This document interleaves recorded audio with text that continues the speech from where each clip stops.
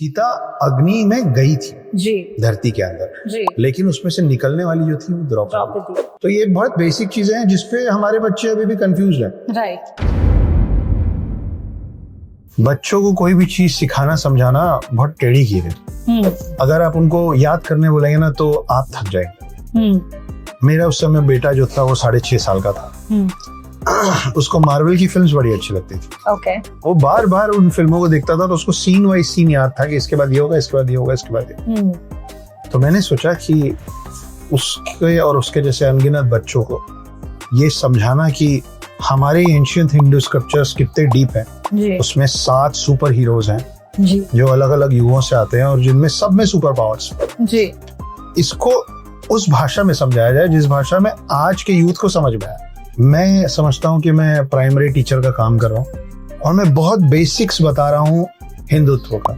4 युग क्या होते हैं, 7 चिरंजीवी सुपर हीरोज हैं तो क्यों हैं, कौन सा चिरंजीवी किस युग से आया है, सतयुग के बाद त्रेता युग होता है, द्वापर युग नहीं होता है, तीसरे में द्वापर होता है, चौथा कलयुग है जिसमें हम सब एक दूसरे से मिल रहे हैं। दशावतार और दशानन अलग अलग है। दशावतार जो हैं वो विष्णु के रूप की बात हो रही है, दशानन जो है वो रावण को कहते थे। पांचाली जो महाभारत में द्रौपदी को पांचाली बोलते थे वो इसलिए बोलते थे क्योंकि वो पांचाल नरेश की वाइफ थी, की बिटिया थी। और द्रौपदी इसलिए बोलते थे क्योंकि Panchal Naresh the king of Panchal का नाम द्रुपद था। है ना। सीता को राजा जनक की पुत्री थी इसलिए उनको जानकी भी बोला जाता है। सीता जो थी वो जमीन से निकली थी जी, जबकि द्रौपदी जो थी वो अग्नि से निकली थी। तो ये बहुत बेसिक चीजें हैं जिसपे हमारे बच्चे अभी भी कंफ्यूज हैं। राइट। सीता अग्नि में गई थी जी धरती के अंदर जी लेकिन उसमें से निकलने वाली जो थी वो द्रौपदी। तो ये जो बेसिक चीज है ना ABCD सिखा रहा हूँ बस।